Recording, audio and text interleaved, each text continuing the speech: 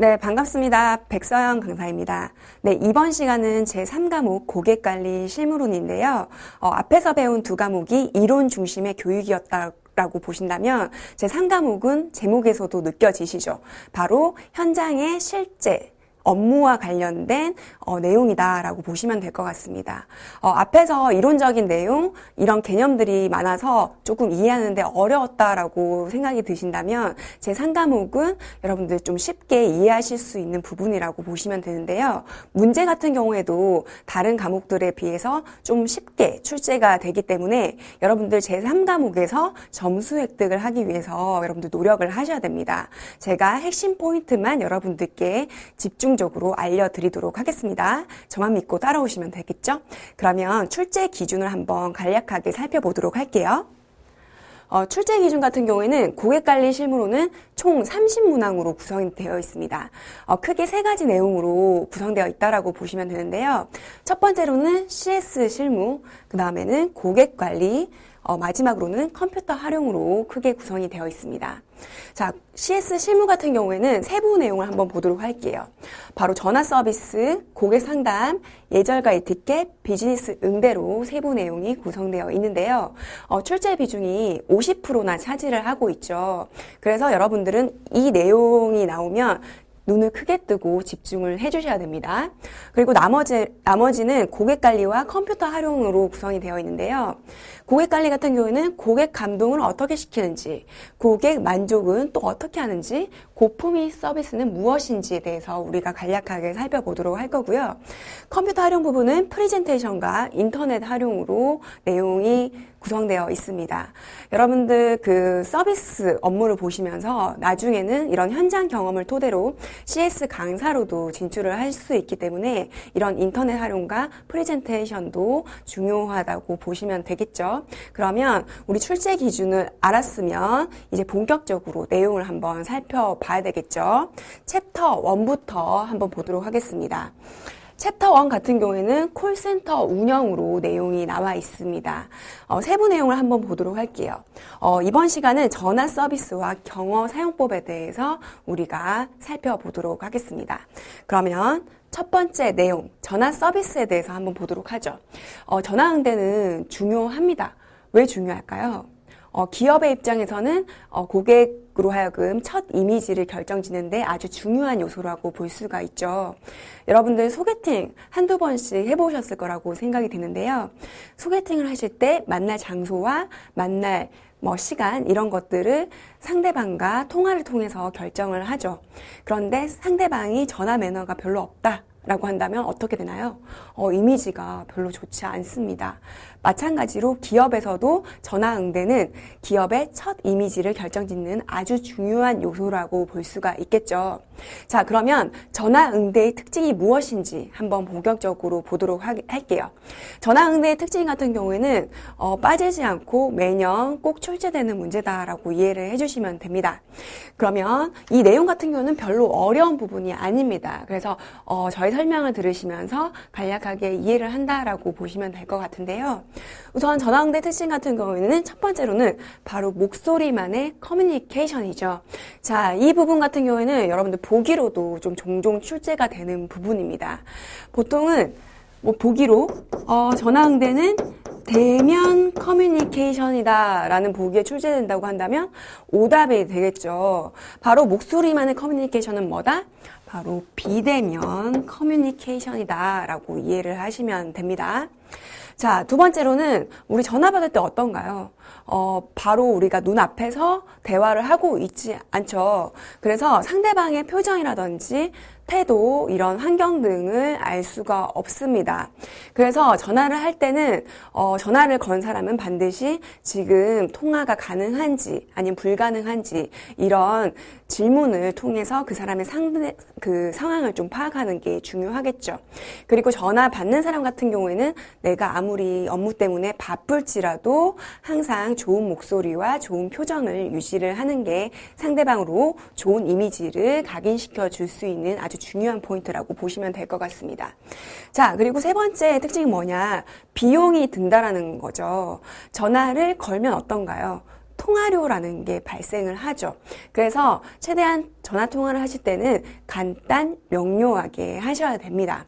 어떤 분들은 회사 전화 같은 경우에는 나의 비용이 들지 않기 때문에 사적인 통화도 회사 전화를 활용하는 경우가 있어요. 이러면 우리 비매너적인 행동이 되겠죠. 그래서 비용이 들기 때문에 전화 응대를 할 때는 최대한 간단히 한다라는 포인트 기억을 해주시면 됩니다. 자, 그리고 네 번째로는 바로 비용이 든다고 똑같이 나와 있네요. 자, 이 부분 같은 경우에는 얼마나 중요하면 2번이나 강조가 됐겠습니까? 자, 이 부분은 여러분들 시험 문제로도 출제가 되는 부분이니까 이해만 하고 넘어가시면 될 것 같습니다. 자, 그리고 마지막으로는 아무런 예약도 없이 불시에 걸려온다. 그죠? 우리가 전화를 걸 때 예약 몇 월 며칠 몇 시에 전화를 걸어야지 예약을 딱 걸어놓고 전화를 하지 않죠. 그래서 예약도 없이 불시에 걸려오기 때문에 항상 우리는 전화 받을 그런 준비 자세를 하고 전화를 받으시는 게 좋습니다. 그래서 전화를 할 때는 반드시 뭐가 필요하다? 그죠? 바로 메모지랑 필기구가 항상 내 자리에 구비되어 있어야 된다라고 이해를 하시면 됩니다. 자, 이 부분 같은 경우에도 시험 문제 간혹 가다가 보기로 나오는 경우가 있어요. 전화를 할 때 좀 받을 때는 메모지랑 필기구가 필요 없다. 이런 보기가 나온다면 우리 상식성에서 풀 수 있는 문제죠. 그래서 그거는 오답이 되는 겁니다. 자, 이 부분 같은 경우는 전화응대 특징 어렵지 않죠. 자, 핵심 포인트만 기억하고 우리 넘어가도록 하겠습니다. 자, 전화응대 기본 자세 같은 경우에는 가장 중요한 게 의사소통과 관련된 문제가 좀 발생이 됩니다. 그래서 항상 우리는 주의를 기울여야 되겠죠.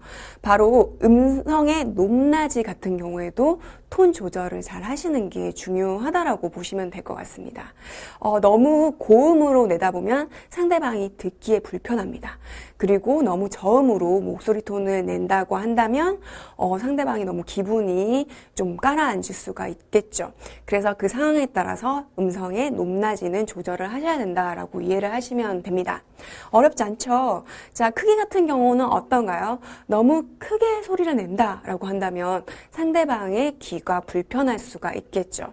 그래서 항상 우리 송화기에서는 한 4, 5cm 정도 떨어뜨려서 얘기를 하는 게 중요하다라고 이해를 하시면 되고요. 그리고 목소리 크기 같은 경우에는 한 상대방보다 1m 정도 떨어져 있다라고 생각을 하시고 목소리 크기를 조절을 하시면 됩니다. 자, 그 다음에 말하는 속도인데요. 속도 같은 경우에는 상대방한테 맞춰주는 게 좋습니다. 그래서 상대방이 좀 빠르게 말을 한다라고 한다면 나도 같이 약간 빠른 톤으로 느리게 얘기를 한다. 그러면 조금 느린 톤으로 이렇게 속도를 상대방한테 맞춰준다라고 한다면 어떤 효과가 있을까요? 그렇죠. 바로 상대방의 공감대를 형성할 수 있다라고 이해를 하시면 됩니다. 자, 그리고 올바른 어법, 어휘, 발음을 연출을 하시는 게 좋죠. 자, 어떤 분들은 요새 유행하는 유행어라든지 아니면 속어 이런 것들을 전화 응대를 하시는 경우가 많은데요. 그럴 때는 안 된다. 항상 표준어 구사를 할 수 있고 올바른 표현을 하실 수 있도록 노력을 하셔야 된다는 겁니다. 그리고 발음 같은 경우에도 중요하죠.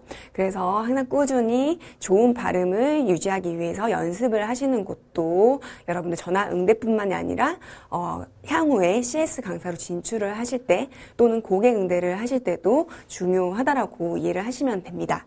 자, 그 다음에는 어조입니다. 자, 어조 같은 경우에는 우리 상대방한테 우리 이미지를 각인시키는데 아주 중요한 요소다라고 이해를 하시면 됩니다.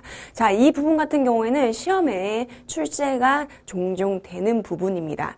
전화 응대의 구성 요소 중에서 가장 중요한 포인트다라고 이해를 하시면 되는데요. 여러분들 메러비안의 법칙이라고 혹시 들어보셨을 겁니다. 사람의 첫 이미지를 결정짓는 데 있어서 가장 중요한 요소는 뭐다? 바로 시각적 요소다라는 거죠. 그게 무려 55%나 비율을 차지하고 있는데요. 우리 전화응대 같은 경우에는 상대방의 얼굴을 볼 수가 없죠. 그래서 첫 이미지를 결정짓는 데 있어서 오조가 무려 82%나 비중을 차지한다라고 이해를 하시면 됩니다. 그리고 나머지 18%가 바로 말의 내용이다라고 이해를 하시면 되는데요. 그래서 항상 좋은 어조, 좋은 목소리 톤을 유지하시는 게 상대방한테 이미지를 좋게 만드는 비결이라고 볼 수가 있겠죠. 자, 그리고 마지막으로는 경청입니다. 경청은 정말 중요한 부분이다라고 이해를 하시면 되는데 우리가 의사소통, 기본 커뮤니케이션에서도 경청이 기본적으로 돼야 되겠죠. 그래서 전화통화를 할 때도 항상 상대방의 말을 끊는 게 중간에 끊는 게 아니라 끝까지 듣는 게 중요하다라는 포인트 기억을 하시면 됩니다. 자, 이 부분 같은 경우에도 어렵지 않다. 그래서 시험 문제에 종종 출제되는 부분은 어느 부분이다? 바로 오조가 우리 전화 구성 요소 중에서 중요한 포인트다라는 거 기억하시고 넘어가시면 됩니다. 자, 그러면 다음 문제 좀 보도록 할게요. 자, 그러면 기본적인 전화응대 태도는 어떻게 되냐라는 부분인데요. 우선은 바쁜 시간은 피해서 전화를 걸 수 있어야 됩니다. 간혹가다 어떤 분들은 출근 시간이라든지 아니면 점심시간, 퇴근 시간에 맞춰서 전화를 거시는 분들이 있어요. 그러면 전화 받는 사람은 약간 불편하실 수가 있겠죠. 그래서 상대방 입장에서 생각을 하시는 게 중요하겠죠. 그래서 바쁜 시간은 피해서 전화를 걸 수 있도록 하셔야 된다라는 거고요. 그리고 자신의 감정을 목소리에 담아내지 않도록 노력을 하셔야 됩니다. 내가 아무리 바쁜 상황일지라도 상대방은 내가 바쁜지 한가한지 알 수가 없습니다. 바쁜 상황에서 우리가 전화가 온다라고 한다면 약간 짜증 섞인 목소리가 나올 수가 있겠죠. 그래서 항상 목소리 관리를 하실 수 있도록 하셔야 된다라는 거, 감정을 최대한 목소리에 담지 않아야 된다라는 포인트. 다음에는 고객과 언쟁을 피하고 말대꾸를 하지 않는 거 중요하죠. 어떤 고객분들은 불만이 있어서 우리 기업에 전화를 걸어오시는 분들이 많죠. 이럴 때 고객과 똑같이 언쟁을 하게 된다면 더욱더 이미지가 안 좋아질 수가 있습니다. 그래서 최대한 경청하신다라는 태도로, 고객의 말을 듣는다라는 태도로 전화 응대를 할 때는 오해의 소지가 많이 발생하기 때문에 최대한 언쟁을 피하는 게 중요하다라고 이해를 하시면 됩니다. 그리고 고객보다는 먼저 전화를 끊지 않도록 노력을 하셔야 되겠죠. 우리가 전화를 통화하고 얘기를 하고 있는 중에 상대방 이야기가 끝난 줄 알고 먼저 전화를 끊었다라고 가정을 해봅시다. 그러면 우리 전화 건 고객분들은 되게 기분이 상할 수가 있겠죠. 그래서 전화를 먼저 끊지 않고 고객이 끊었는지 안 끊었는지 확인을 하고 우리는 나중에 끊는 걸로 이해를 하시면 될 것 같고요. 그 다음에 수화기를 소리나게 끊지 않기. 어떤 분들은 상대방이 듣고 있는지도 모르고 그냥 쾅 하고 수화기를 끊는 경우가 있어요. 이러면 고객이 들었을 때 이 직원은 화났나? 나를 되게 무시하나? 이렇게 느낄 수가 있겠죠. 그래서 최대한 수화기는 사뿐히 내려놓는 게 중요하겠죠. 자, 그 다음에는 앞에서도 제가 설명을 드렸죠. 우리 전화라는 것은 특징이 뭐가 있었죠? 비용이 발생한다라는 부분이 있었죠. 그래서 불필요한 긴 통화는 하지 않는 걸로 최대한 간단 명료하게 전화통화를 하셔야 됩니다. 자, 그리고 어떤 분들은 사적인 대화를 회사 전화를 통해서 하는 경우가 있어요. 자, 같은 사무실에 근무를 한다라고 가정을 해봅시다. 그런데 사적인 대화로 한다고 한다면 옆에 있는 직원분들이 사적인 내용을 다 듣겠죠. 그러면 업무 중에 되게 많은 피해가 갈 수가 있습니다. 그래서 사적인 대화는 최대한 사무실 내가 아니라 사무실 밖에서 하실 수 있도록 하셔야 된다라는 거. 자, 이 부분이 바로 기본적인 전화응대 태도입니다. 이거는 시험 문제에 나오면 여러분들 점수를 주려고 낸 문제입니다. 그래서 기본 상식선에서 풀 수 있는 문제다라고 이해를 하시면 되겠죠. 자, 이 부분 같은 경우는 여러분들 별표를 치셔야 됩니다. 네, 매년 빠지지 않고 나오는 문제다라고 이해를 하시면 되는데요. 바로 전화응대에도 요소가 있습니다. 바로 3요소인데요. 바로 첫 번째로는 신속, 두 번째로는 정확, 세 번째로는 친절. 이게 기본적으로 갖춰져야지 좋은 전화 응대다라고 보시면 되는데, 여러분들 그 짜장면 드시고 싶을 때 짜장면 집에 전화를 걸죠. 그런데 짜장면 집에서 전화를 되게 늦게 받아요. 그러면 어떤가요? 짜증이 나죠. 그죠? 그리고 정확 포인트는 뭔가요? 내가 짜장면을 시켰으면 짜장면이 배달이 돼서 나와야 되는데 짬뽕이 배달이 돼서 나온다고 한다면 어떨까요? 기분이. 자, 마지막으로는 이 전화 받는 사람이 되게 불친절해요. 그러면 이 짜장면 집에서는 절대 내가 시켜 먹지 않아야 되겠다라는 생각이 들죠. 자, 우리도 마찬가지입니다. 자, 전화 응대를 할 때는 무조건 신속, 정확, 친절하게 응대를 해야 된다라고 이해를 하시면 됩니다. 그래서 전화벨이 3번 이상 울리지 않게 여러분들 전화를 신속하게 받아 주셔야 되시는 거고, 고객 문의가 있다라고 한다면 어떻게 되나요? 바로 신속하게 처리를 해주셔야 되겠죠. 자, 이 부분이 바로 신속과 관련된 부분입니다. 자, 정확 같은 경우에는 어떤가요? 항상 전화를 응대를 하실 때는 메모지와 필기구를 구비를 하셔야 됩니다. 그리고 또 뭔가요? 또 여러분들 응대를 하실 때는 항상 정확한 발음 그리고 정확한 표현 늘 하시는 게 중요하겠죠. 그리고 내가 이해한 바가 맞는지 틀렸는지 다시 한 번 더 요약 정리하는 습관도 기르는 게 좋습니다. 자, 이 부분이 바로 정확과 관련된 부분이고요. 자, 마지막으로는 친절한 거겠죠. 자, 제가 앞에서도 설명을 드렸죠. 5조가 상당히 중요하다. 우리 이미지를 결정짓는 데 있어서 아주 중요한 요소다. 그래서 항상 우리는 친절하게 응대를 하기 위해서 좋은 표정을 가지고 좋은 말투를 연출하시는 게 중요하다라고 이해를 하시면 됩니다. 자, 이 부분도 어렵지 않죠? 그래서 시험 문제에 이렇게 출제가 되는 경우가 있습니다.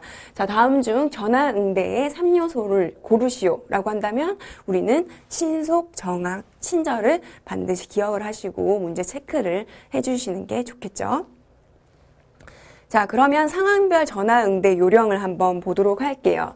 자, 전화 받기 같은 경우에는 왼손으로 수화기를 즉시 듭니다.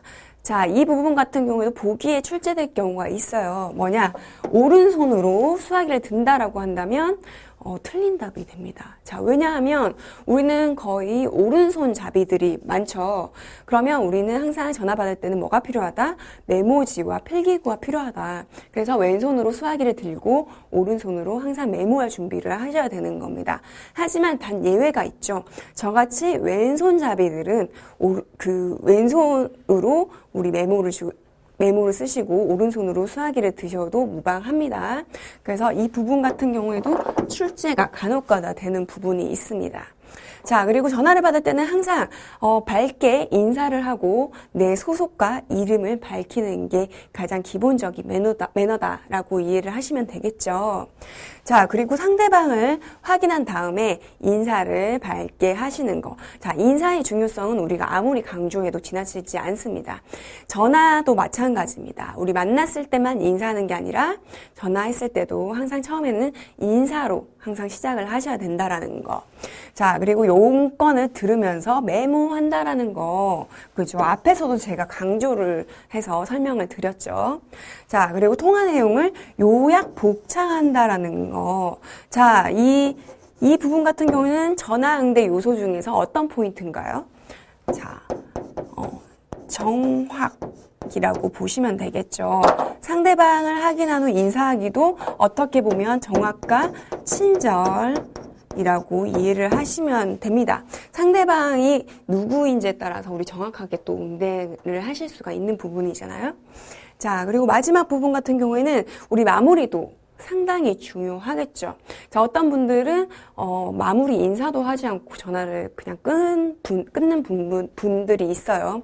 하지만 항상 우리 끝도 항상 깔끔하게 해주시는 거. 그래서 끝맺음 인사를 한 다음에 상대방이 전화를 끊고 나서 우리는 나중에 전화를 끊는다라는 포인트 기억을 하시면 될 것 같습니다. 자, 상황별 전화받기에서 우리 전화받기 한번 보도록 할게요. 전화를 연결할 때가 있습니다. 자, 이럴 땐 어떻게 해야 되나요? 자, 상대방한테 우리의 목소리가 들리지 않도록 항상 보류 버튼을 누르시거나 아니면 송하고 이 부분 같은 경우는 손으로 막고 연결을 해주시는 포인트죠. 자, 그리고 오래 기다리게 할 때가 있습니다. 이럴 때는 상대방한테 그런 대기 시간이라든지 아니면 그 전화를 연결해주는 사람의 상황을 좀 알려주시는 게 좋겠죠. 그래서 상황을 알려주고 대기를 하실 건지 아니면 나중에 전화를 거실 건지 이런 여부를 확인하시는 게 좋습니다. 자, 그리고 전화가 잘못 걸러왔을 때가 있습니다. 그럴 때 어떤가요? 아닌데요? 이렇게 무뚝뚝하게 말씀하시는 게 아니라 전화번호 한번 말씀해 주시고 그리고 우리 회사명과 우리 회사 번호 이런 것들을 다시 한 번 더 상대방한테 인지를 시켜주시는 게 좋겠죠. 자, 항의 전화가 왔을 때가 있습니다. 자, 이럴 때는 상대방과 논쟁을 한다고요? 아닙니다. 논쟁을 하게 된다면 더욱더 오해의 소지가 발생할 수가 있습니다. 그래서 상대방의 말을 최대한 경청을 해주시고 해결책이 있으면 해결책도 함께 제시를 해주시는 게 좋겠죠. 그런데 이런 고객분들이 있어요. 상사 바꿔 라고 하시는 분들이 있어요. 이럴 때는 무작정 상사를 바꿔주면 되나요? 절대 안 되죠. 그러면 상사는 영문도 모른 채 전화를 받게 된다면, 얼마나 응대하기가 힘들겠어요. 그래서 최대한 불만 고객은 감정을 누그러뜨리게 한 다음에 저희가 다시 한 번 더 상황 확인을 하고 상사가 다시 전화를 걸겠다라고 응대를 하시는 게 좋겠죠. 자, 전화가 잘 안 들릴 경우가 있습니다. 이럴 때는 여보세요 라고 연발을 하시는 게 아니라 지금은 전화가 잘 들리지 않는데요. 잠시 후에 다시 전화를 걸어 주시겠습니까? 라고 양해 멘트를 친절하게 하시는 게 좋겠죠. 자, 그리고 통화 중에 전화가 끊겼을 때가 있습니다. 이럴 때는 기본적으로 전화를 건 사람이 다시 거는 게 예입니다. 그래서 이런 상황을 다시 한 번 더 알려주시는 게 좋습니다. 자, 이 상황별 전화 받기도 어렵지 않은 부분입니다. 자, 이런 부분은 여러분들 숙지를 하시게 된다면 여러분들은 매너 있는 사람이 되겠죠. 그러면 전화 걸기 같은 경우에는 여러분들 준비가 상당히 중요합니다. 그래서 상황을 예측을 하시는 건데요. 시간대 확인한다라는 거 제가 앞에서도 설명드렸죠. 바쁜 시간대는 피해서 전화를 걸 수 있도록 해주셔야 되는 부분이고요. 그 다음에 이야기, 내가 어떤 순서로 이야기를 할 건지 머릿속으로 미리 사전 준비를 철저히 해놓으시는 게 좋겠죠. 그리고 상대방의 전화번호라든지 아니면 소속이라든지 이름을 다시 한 번 더 확인을 하고 전화를 걸었을 때 우리 어떻게 한다고 했죠?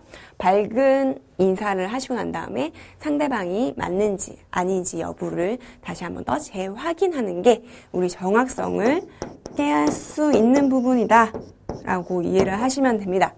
자, 그리고 용건 정리 같은 경우에는 우리 메모지와 필기구를 활용을 하시면 되는데요. 자, OW1H로 정리를 하시는 겁니다. 자, OW1H 어떤 분들은 이게 뭔지라고 감이 오시죠. 우리 다 배웠던 겁니다. 바로 육하 원칙에 의거해서 정리를 하시는 게 중요하다라는 거. 그리고 서류 준비 같은 경우에도 우리 통화 같은 경우에는 통화료라는 게 발생을 한다라고 했죠. 그래서 내가 어떤 내용으로 전화를 할 건지 정리가 됐으면 제가 관련돼서 서류 같은 것도 항상 옆에 준비를 미리 해놓으시는 게 좋습니다. 이런 서류가 필요한데 라고 해서 상대방을 기다리게 하고 서류 찾으러 먼 데 갔다가 다른 데 갔다가 이렇게 된다면 기다리는 상대방도 짜증이 나고 우리 통화료도 많이 발생할 수가 있겠죠. 그래서 항상 전화 걸기 전에는 이런 준비들을 한다라는 거 기억을 해주시면 될 것 같고요. 그리고 상황별로 전화 걸기가 있습니다. 자, 통화 희망자가 부재정일 경우가 있어요. 이럴 때는 우리 어떻게 하나요? 통화 가능 여부를 다시 한번 더 확인을 하고 상대방한테 메모를 좀 남겨달라고 부탁을 하던지 이런 것들을 한번 선택을 하시는 게 좋겠죠. 그리고 상사 대신 거는 전화일 경우가 있습니다. 자, 이럴 때는 상대방이 받기 전에 상사가 먼저 수화기를 들 수 있도록 중재를 하셔야 되는 부분이라는 거. 그리고 직급이 다른 상사들의 전화를 중재할 경우가 있습니다. 자, 이럴 때 직급이 높은 상사를 기다리게 해서는 안 되겠죠. 그래서 항상 직급이 낮은 상사를 대기하실 수 있도록 하는 게 중요한 포인트입니다. 자, 이 부분 같은 경우에는 여러분들 시험 문제 간혹가다 출제된 적이 있어요. 직급이 낮은 상사가 대기할 수 있도록 해야 된다라는 이 포인트 기억을 하시면 될 것 같습니다. 자, 전화가 잘 들리지 않을 때가 있습니다. 이럴 때는 어떻게 한다고요? 상황을 알려주고 지금 전화가 잘 들리지 않습니다. 제가 다시 한 번 더 전화를 드리도록 하겠습니다. 이렇게 양해 멘트를 하시는 게 중요하겠죠. 그리고 자동응답기 녹음을 할 때가 있습니다. 이럴 때 우리는 당황해서 끊는 경우가 많죠. 하지만 전화응답기 같은 경우에도 녹음을 할 때는 기본 예의가 있어요. 그래서 소속이라든지 성명, 용건, 전화번호, 날짜, 시간까지 알려서 같이 녹음을 시키는 게 중요합니다. 자, 그리고 상대방 양해를 구할 때가 있습니다. 자, 양해를 구할 때는 어떤 경우가 있을까요? 부득이하게 주말이라든지 아니면 밤 늦게 전화를 걸 때가 있죠. 이럴 때 당연하게 전화를 걸었다라고 생각할 수 있게끔 만드는 게 아니라 지금 바쁜 시간이지만 아니면 조금 늦은 시간이지만 죄송합니다만 이런 식으로 양해 멘트는 반드시 해주시는 게 나는 좀 더 매너 있는 전화 매너를 갖춘 사람이 되겠죠. 자, 이 부분 같은 경우도 여러분들 어렵지 않은 부분입니다.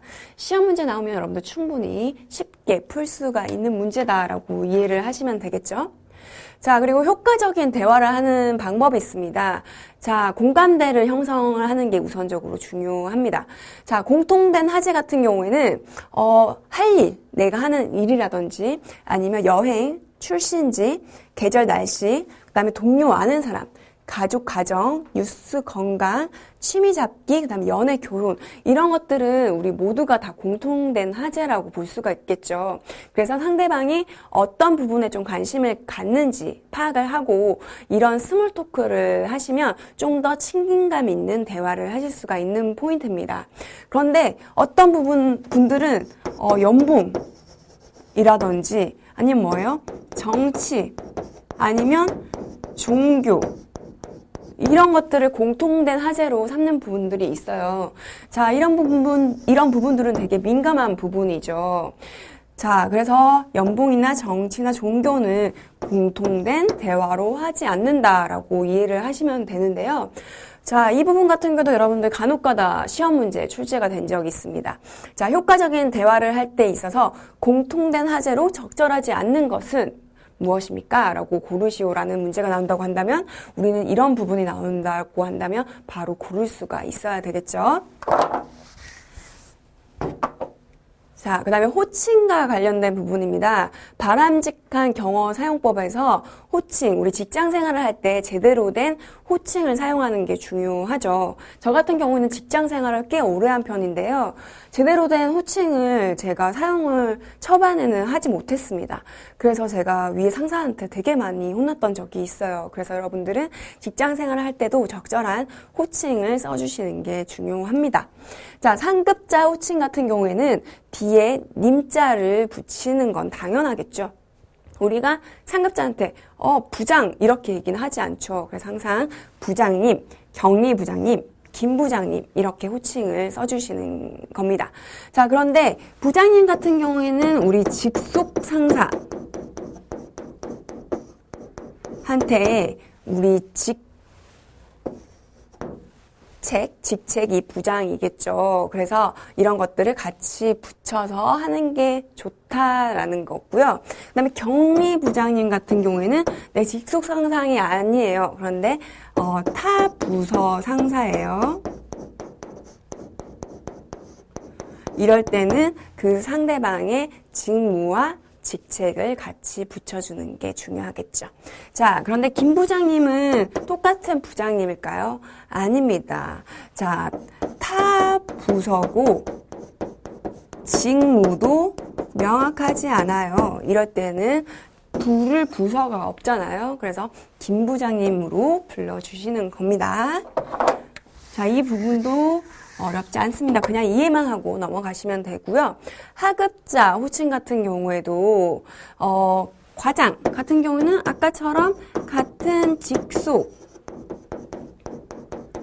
우리 하급자한테 부른다라고 이해를 하시면 됩니다. 그런데 같은 직속일지라도 그 사람이 맡은 업무가 다를 경우가 있죠.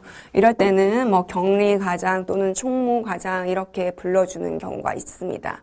자, 홍과장 같은 경우에는 앞에서와 마찬가지로 직책은 있지만 직무 맡은 업무가 명확하지 않을 때는 성을 앞에 붙여주신다라는 거.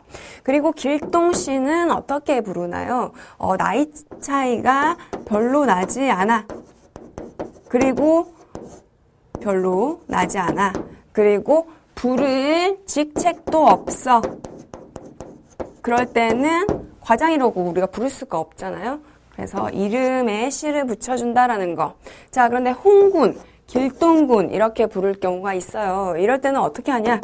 자, 10살 이상 차이가 나요. 나보다 어려요. 이럴 때는 홍군, 길동군으로 불러주셔도 무방한 부분이다라는 거. 네. 그리고 동료, 동급 호칭도 있습니다. 그죠? 자, 길동 과장님. 그죠? 부를 직책이 있죠. 자, 그리고 선생님은 언제 부르냐? 자, 이 포인트 여러분들 기억을 해주셔야 됩니다. 선생님, 선배님, 이 차이가 뭔지. 자, 나이 차이가 10살 이상 나는 동료예요. 그럴 경우에는 선생님이라고 불러주시는 거. 그런데 나이 차이가 10살 아래로 나요. 그럴 때는 선배님이라고 불러주신다라는 거. 10살 이내, 10살 이상이라고 이해를 해주시면 되겠죠. 자, 그리고 홍길동 씨, 부를 직책도 없고 직급도 없어요. 홍군, 10살 나보다 아래 어린 사람. 자, 이거는 나보다 나이는 많지만 10살 이내로 차이가 나는 사람이다라고 이해를 해주시면 됩니다. 자, 이 부분 같은 경우에는 시험 문제에 간혹가다 출제가 되는 부분입니다. 여러분들 절대 헷갈리시면 안 되는 부분이겠죠. 자, 수명과 보고 부분입니다. 자, 수명, 명령을 받는다라는 뜻이죠. 그래서 상사가 부를 때는 하던 일을 반드시 즉시 멈추고 밝고 명랑한 목소리로 예라고 대답을 하셔야 됩니다. 내가 업무 때문에 바쁘다고 할지라도 업무만 계속하고 있으면 안 되겠죠. 그리고 메모지와 필기구는 항상 준비를 하시고 이런 요점적인 내용은 필기를 하실 수 있도록 준비하셔야 된다는 거. 그리고 지시사항은 머릿속으로 OWEH로 정리하면서 경청을 하셔야 되는데 앞에서는 우리 OW1H라고 했죠. 그런데 하나가 더 붙였습니다. 이게 뭐냐? How much? 우리가 기업에서는 이런 예산, 금액 소요 이런 부분도 되게 중요합니다. 그래서 얼마나 드는데 투자하는데 금액이 얼마나 소요되는데 이렇게 말씀을 많이 하시죠. 그래서 이 부분도 여러분들 꼭 기억을 해주셔야 되는 부분이고 앞에서 제가 다 설명드렸어요. 경청하는 것은 기본 중에 기본이다. 그리고 질문에서 지시사항 확인하는 거 그리고 요점 복창한다는 거 우리 통화에서도 마찬가지죠. 우리 상사가 부를 때 이런 수명과 보고도 마찬가지다라는 거. 그리고 이 부분은 아주 중요한 포인트입니다. 바로 직속 상사가 아닌 상사가 나한테 업무 오더를 내릴 경우가 있어요. 이럴 때는 직속 상사한테 반드시 보고를 해주셔야 된다는 거. 자, 이 부분도 여러분들 시험 문제 간혹가다 출제가 된 경우가 있습니다. 자, 직속 상사 이외의 상사로부터 지시받은 경우에는 직속 상사한테 보고해서는 안 된다. 이런 보기가 나온다라고 한다면 오답이 되겠죠. 자, 그리고 보고 부분입니다. 보고는 지시한 상사에게 보고를 하는 게 원칙이죠. 그리고 즉시 보고하시고 육하 원칙에 보고하고 그 다음에 사실 토대로 간결하게 보고하는 거 중요합니다. 상사는 되게 바쁜 바쁘죠. 그래서 뭐 엘리베이터 보고 이렇게 말도 많이 하죠. 그래서 최대한 핵심만 보고를 하시는 거. 그리고 해결책이라든지 이런 것들이 있으면 같이 제시를 해주시는 게 센스 있다라고 이해를 할 수가 있겠죠. 그리고 관련 자료라든지 그리고 상사 바쁠 때는 이런 타이밍도 반드시 맞춰서 보고한다라는 거 기억을 해주시면 됩니다. 자, 중간 보고입니다. 자, 이 부분 같은 경우는 여러분들 시험에 출제가 종종 된 부분입니다. 자, 중간 보고는 언제 하냐? 상황이 갑자기 변경이 됐어요. 이럴 때 변경됐다라는 걸 상사한테 인지를 시켜 주셔야 되겠죠.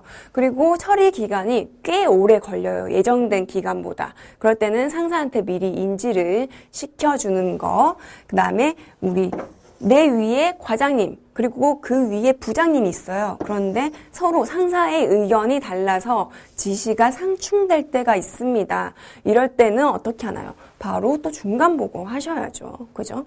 그리고 내가 실수를 저질렀을 때, 이럴 때도 여러분들 그냥 넘어가시는 게 아니라 바로 즉시 중간 보고를 하셔야 됩니다.